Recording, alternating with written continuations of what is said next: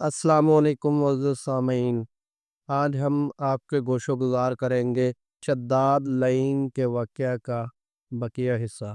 اور اشجار میوہ دار اس میں لگائے تھے، اور ہر ایک میدان میں 1,100,000 کرسیاں سونے چاندی کی بچھی تھی، اور ہر کرسی کے سامنے 1,100,000 کوان میں جملہ اقسام کی طرح طرح کی نعمتیں رکھی تھی۔ اور یہ بھی خبر ہے کہ 40,000 خزانے چاندی اور سونے کے بہشت کے چرخ کے واسطے تھے، یہاں تک کہ 300 برس میں اس کا سر انجام ہوا، اور وکیلوں کو ہر ملک میں بھیجا کہ وہ ورم بھر چاندی کسی ملک میں نہ چھوڑو، سب اس بہشت میں لا کر جمع کرو۔ آخر یہ نوبت پہنچی کہ ایک عورت بڑھیا، غریب، مسکین، یتیم، کہ اس کی بیٹی کے گلوبند میں ایک ورم چاندی تھی۔ ظالموں نے اسے بھی نہ چھوڑا۔ آخر وہ لڑکی رو پیٹ کر کہنے لگی کہ میں غریب فقیرنی ہوں، سوائے ایک ورم چاندی کے اور کچھ نہیں ہے، لہٰذا یہ ایک ورم مجھ کو بخش دو۔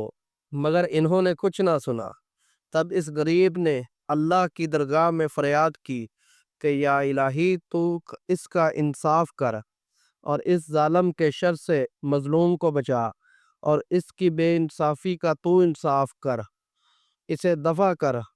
آہو فریاد اس کی اللہ کی درگاہ میں قبول ہوئی۔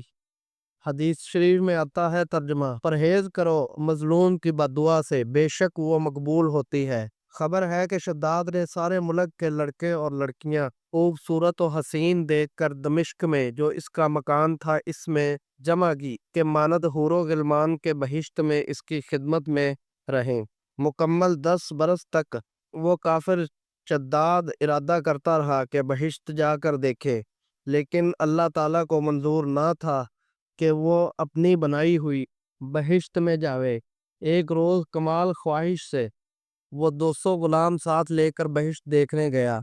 جب وہ بہشت کے نزدیک جا پہنچا اور اس نے اپنے غلاموں کو چاروں میدانوں میں بھیجا، اور ایک غلام کو ساتھ لے کر چاہا کہ بہشت میں جائیں، وہیں بہشت کے دروازے پر ایک شخص کو کھڑا ہوا دیکھا۔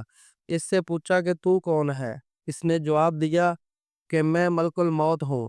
شداد نے کہا تو یہاں کیوں آیا ہے؟ ملک الموت نے جواب دیا کہ میں یہاں تیری جان قبض کرنے آیا ہوں۔ شداد نے اس سے کہا کہ تو ذرا مجھے مہلت دے تاکہ میں اپنی بنوائی ہوئی بہشت کو دیکھوں۔ ملک الموت نے کہا کہ اللہ کا حکم نہیں ہے کہ تو اپنی بنائی ہوئی بہشت میں جاوے، کیونکہ تجھ کو دوزخ میں جانا ہے۔ پھر شداد نے کہا کہ چھوڑ، میں گھوڑے سے اترو۔ ملک الموت نے کہا نہیں۔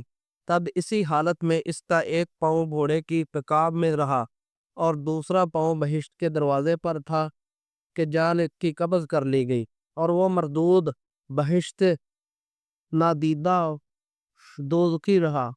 اور ایک فرشتے نے آسمان سے ایک ایسی سخت زور سے آواز کی کہ سب ہاتھی اس کے بھاگ گئے اور وہ ہلاک ہو گئے، اور ایک لقمہ کھانے کی فرصت نہ ہوئی۔ اس وقت نہ مال رہا، نہ ملک ادنا و اولا، فقیر و امیر سب برابر ہو گئے، ملک غارت ہو گئے، اور وہ سب دوزخی ہو گئے، اور اس کی بہشت کو زمین کے نیچے دبا دیا کہ قیامت تک کچھ اس کا اثر باقی نہ رہے۔ بعد میں اللہ تعالیٰ نے حضرت صالح علیہ السلام کو قوم سمود کی طرح رسول بنا کر بھیجا۔ اور آخر میں تمام دوستوں سے گزارش ہے کہ اگر ہماری یہ ادنا سی کاوش آپ کو اچھی لگے تو ہماری ویڈیو کو لائک کریں، چینل کو سبسکرائب کریں، اور ویڈیو کو اپنے دوستوں کے ساتھ شیئر کریں۔ جزاکم اللہ۔